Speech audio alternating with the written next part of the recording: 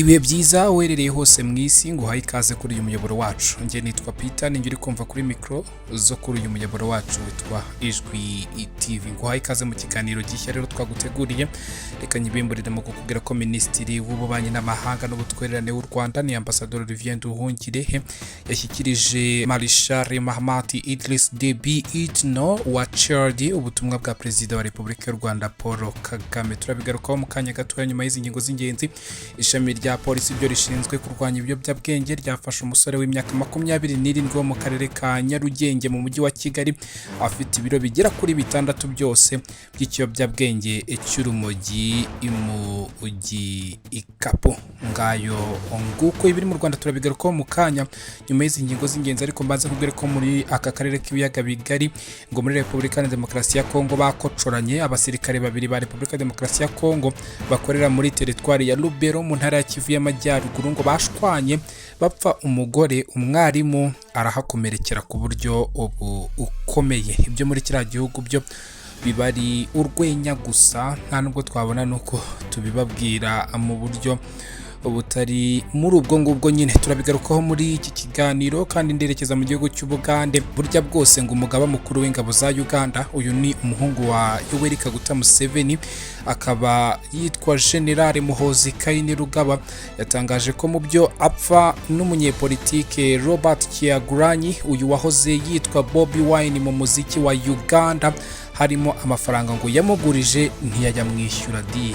Ndaza rero nabyo kubigarukaho mu buryo burambuye muri iki ikiganiro. Ndi bujye no hakurya cyane y'imbibi z'u Rwanda, nerekeze muri Leta Zunze Ubumwe za Amerika kwa Oncle Sam, tukubwire ko Perezida wa Leta Zunze Ubumwe za Amerika kuri ubu wa 47 Donald J. Trump ari gutangaza ko mu gihe haba hari ibindi bimenyetso bifatika bisigaye kuri dosiye ya Jeffrey Epstain wapfiriye muri gereza akurikiranweho ibyaha birimo gufata ngufu abana byashyirwa aha agaragara. Arashaka umucyo ugaragarira abanyamerika bose ndetse bakanyurwa nuko ubutabera bwa Leta Zunze Ubumwe za Amerika buri gutwara iyi dosiye. Turabyinjiramo mu buryo burambuye nyuma y'aka karuhuko gato ngiye gufata gasoma ku mazi, hanyuma nkagaruka tubyinjiramo ku buryo burambuye. Reka nitse gatoya.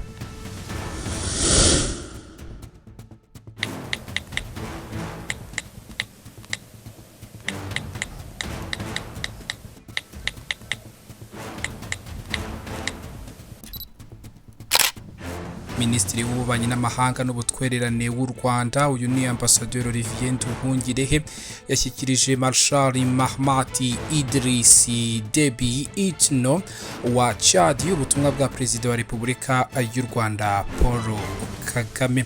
Minisitiri Ambassadeur Olivier yageze muri Tchad ku munsi wo ku itariki ya 15 z'ukwezi kwa Nyakanga, yaherekejwe n'umunyamabanga mukuru w'urwego rw'igihugu rushinzwe iperereza n'umutekano NSS Havugi yaremye Aimable. Ku munsi wa mbere w'uru ruzinduko, Minisitiri Ambassadeur Olivier yakiriwe na mugenzi we wa Tchad Dr.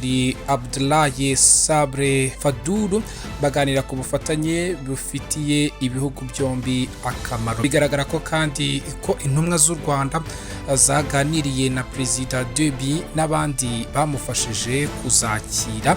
Umubano w'u Rwanda na Tchad umaze igihe kirekire uhagaze neza, ubwo Perezida Mahamat yajyaga ku butegetsi yasimbuye se Marshal Idriss Deby Itno wishwe mu kwezi kwa Mata mu mwaka 2021, yagaragaje ubushake bwo gukomeza kuwongerera imbaraga. Muri Werurwe y'umwaka 2022, Perezida nawe yaje i Kigali ashimira Perezida Paul Kagame kuba u Rwanda rwarakomeje kuba hafi igihugu cya Tchad mu bihe bikomeye yanyuzemo, ubwo yakabwagaho ibitero n'imitwe y'iterabwoba wa Boko Haram na nyuma y'urupfu rwa se Bwana Idriss Deby Itno.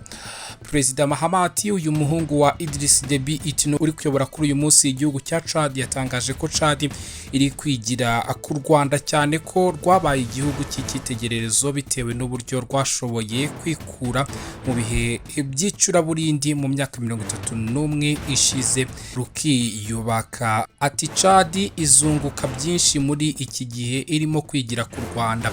tunagushimira imiyoborere yawe myiza nyakubahwa Perezida.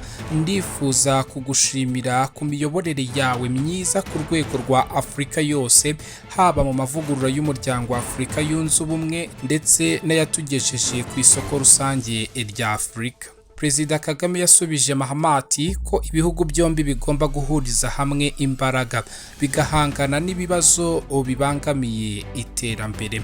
Ati tugomba guhuriza hamwe imbaraga za buri wese tugahangana n'ibyo bibazo twese hamwe dufatanyije. Ni muri urwo rwego niba ubinyemereye nyakubahwa Perezida w'u Rwanda rwiteguye gufatanya kurushaho n'igihugu cyanyu cya Tchad. Ibihugu byombi bifitanye amasezerano y'ubufatanye mu guteza imbere ubucuruzi n'ishoramari yashyizweho umukono mu kwezi kwa Werurwe umwaka wa 2022 ubwo Perezida Mahamati Idris Deby Itno yageraga i Kigali ku murwa mukuru w'igihugu cy'u Rwanda. Mpinduye ingingo. Ishami rya polisi rishinzwe kurwanya ibiyobyabwenge ryafashe umusore w'imyaka 27 wo mu karere ka Nyarugenge afite ibiro bitandatu byose by'ibiyobyabwenge by'urumogi mu gikapu. Uwafashwe yatangaje ko urwo rumogi yararukuye mu karere ka Rulindo ahitwa ku Kinini, akaba yararuzaniye umuntu basanzwe bakorana mu kurucuruza mu murenge wa Kabuga, ndetse akaba yari abikoze inshuro ya kabiri. Yafashwe ku itariki ya 15 z'ukwezi kwa Nyakanga mu murenge wa Kimisagara, akagari ka Kimisagara mu mudugudu wa Nyabugogo, biturutse ku makuru yatanzwe n'abaturage aho bahamagaye polisi bayibwira ko hari umuntu ufite igikapu kirimo ibiyobyabwenge. Haza abapolisi bararumusangana bahita bamuta muri yombi. Umuvugizi wa polisi mu mujyi wa Kigali CIP Gahonzirewe Larse yashimye abaturage batanze ayo makuru ndetse ashishikariza n'abandi kujya batanga amakuru igihe hari aho abonye ibyo biyobyabwenge. Wafashwa afungiye kuri sitasiyo ya polisi ya Kimisagara kugira ngo akorerwe dosiye, ndetse polisi ivuga ko ibikorwa byo gushakisha abo bakoranaga byo bigikomeje ndetse bikomeje ku rundi rwego. CIP Gahonzire yagize ati polisi y'u Rwanda iraburira abantu bose bishora mu bikorwa byo gucuruza ibiyobyabwenge kubireka kuko amayeri yose bakoresha yamenyekanye. Abantu bakwiye gushaka ibindi bakora kuko nta kiza cyo gucuruza ibiyobyabwenge, kandi umuntu wese ufite umugambi wo kuroga abaturarwanda abaha ibiyobyabwenge ntabwo azihanganirwa. Amategeko nyine azajya akomeza kugenda abakurikirana. Iteka rya Minisitiri nomero 001/MOH/2019 ryo ku itariki ya 4 z'ukwezi kwa Werurwe 2019 rigena urutonde rw'ibiyobyabwenge n'ibyiciro byabyo, rishyira iki kiyobyabwenge cyo mu bwoko bw'urumogi mu biyobyabwenge bihambaye ndetse cyane. Amategeko avuga ko umuntu wese ukora, uhinga, uhindura, utunda, ubika, uhundi, ugurisha mu gihugu ibiyobyabwenge cyangwa urusobe rw'imiti ikoreshwa nkabyo mu buryo bunyuranyije n'amategeko abakoze icyaha. Iyo bihamijwe n'urukiko ahanishwa igifungo cya burundu n'ihazabu ya miliyoni 20 ariko atarenze miliyoni 30 z'amafaranga y'u Rwanda. Iyo ari ibiyobyabwenge bihambaye ngayo nguko. Reka nitse hanyuma ngaruke twerekeza ku bindi biri kuvugwa hirya no hino mu isi. Turabihera muri Afurika hano hirya mu ntanzi z'igihugu cy'u Rwanda, hanyuma tugane n'ahandi hatandukanye mu isi tukugezeho uko byifashe kuri aya masaha.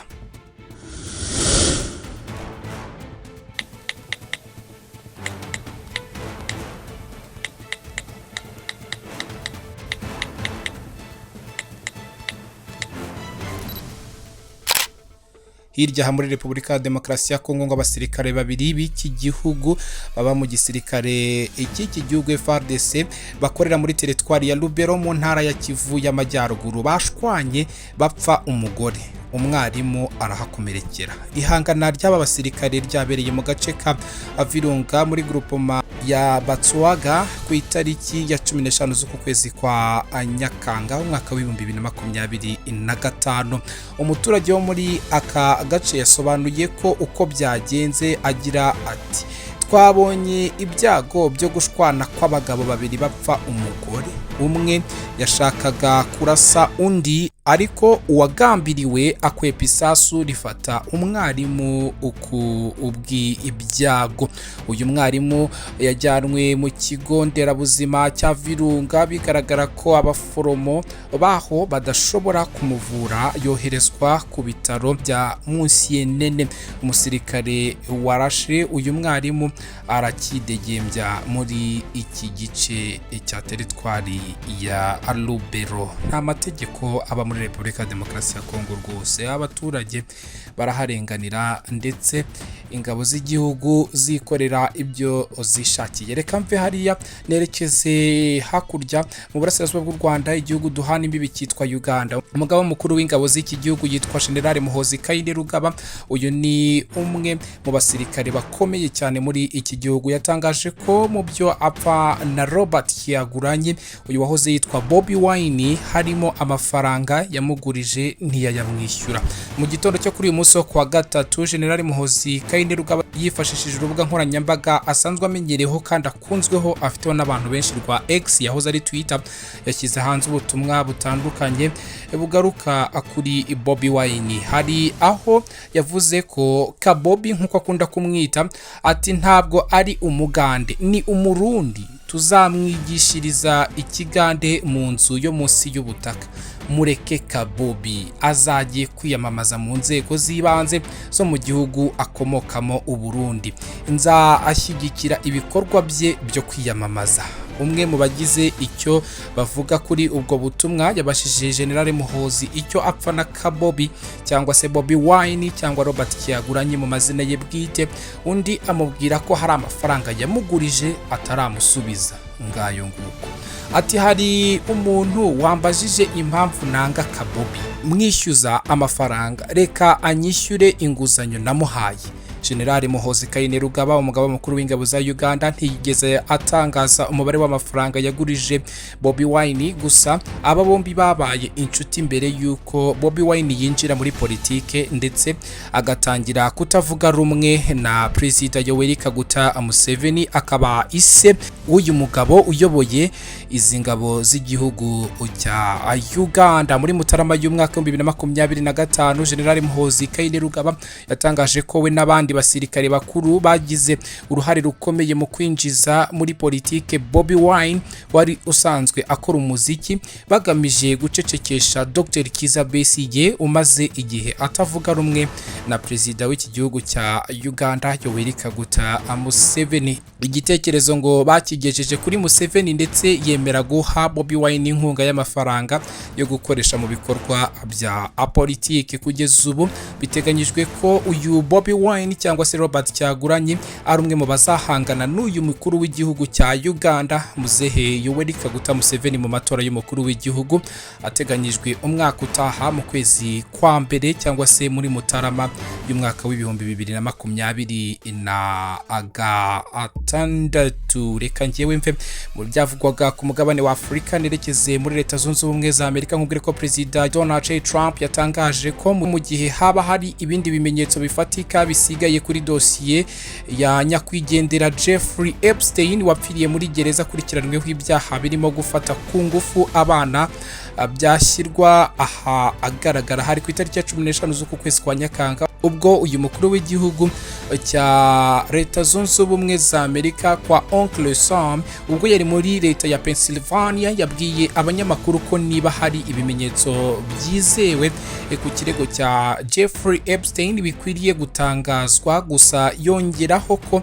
umwanzuro wa nyuma uzafatwa na Minisiteri y'Ubutabera cyangwa se na Minisitiri w'Ubutabera. Ati gusa bizashingira kuri Minisitiri w'Ubutabera Pam Bondi gufata icyemezo ku byo yemera ko byizewe no kubitangaza. Mu itangazo ryasohowe ku munsi wo kuwa kabiri, Bondi yari yanze gutanga ubusobanuro burambuye ku kuba hari izindi nyandiko zishobora gusohoka kuri icyo kirego cya nyakwigendera Jeffrey Epstain. Epstain.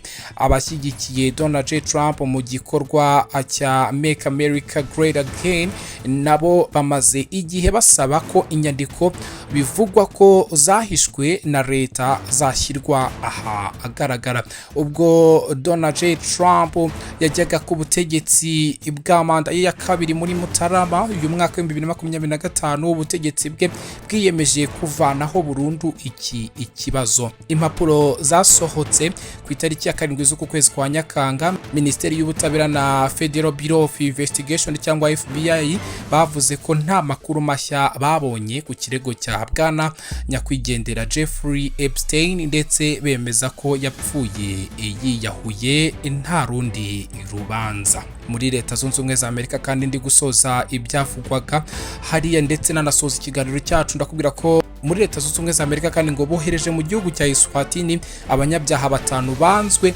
n'ibihugu bakomokamo, bigaragara ko bari babangamiye abanyamerika. Minisitiri w'umutekano w'imbere wungirije wa Leta Zunze Ubumwe za Amerika yitwa Tricia McLaughlin yatangaje ko aboherejwe bakomoka mu gihugu cya Vietnam, Jamaica, Laos, Cuba ndetse na Yemen bakaba barakoze ibyaha birimo gufata ku ngufu no kwica. Uyu mu minisitiri yitwa Tricia yagize ati indege yajyanye abantu b'abagome by'umwihariko ku buryo ibihugu bakomokamo byanze kubakira. Guverinoma ya Eswatini yatangaje ko yemeye kwakira aba bantu nyuma y'ibiganiro byo ku rwego rwo hejuru yagiranye na Leta Zunze Ubumwe za Amerika, kandi ko habayeho ubusesenguzi bwimbitse ku mutekano w'abaturage kugira ngo utazahungabana. Umuvugizi w'iyi guverinoma yitwa Tabile Nduluri yagize ati turizeza abaturage ko aba bafungwa nta kibazo azateza ku gihugu cyangwa ku bagituye. Mu gihe Leta Zunze Ubumwe za Amerika yemeza ko ibihugu bakomokamo byanze kubakira, guverinoma ya Eswatini yasobanuye ko bazoherezwa iwabo kuko iki gihugu ari icumbi ry'agateganyo. Tabile, uyu muvugizi wa guverinoma y'igihugu cya Eswatini, yasobanuye ko abanyamahanga bazacumbikirwa mu bigo bishinzwe igorora aho abandi banyabyaha bose bafungirwa muri iki gihugu. Ngayo nguko ngewe ibyo naguteguriye kuri uyu munsi ngiye kubisorezaho, ariko reka ngushimire, ndagushimira cyane by'umwihariko we wahisemo kujya ubana natwe kuri uyu muyoboro. Nkwifurije kugira amahoro n'amahirwe. Reka ugubwe neza rero aho uherereye ahariho hose ku isi. Ngewe nitwa Peter, ninjye wumvaga kuri mikro. Uyu muyoboro wacu witwa Ijwi TV. Dusubire mu zindi ngingo z'ibiganiro turi kugutegurira mu masaha n'iminsi iri imbere. Ciao ciao, bye.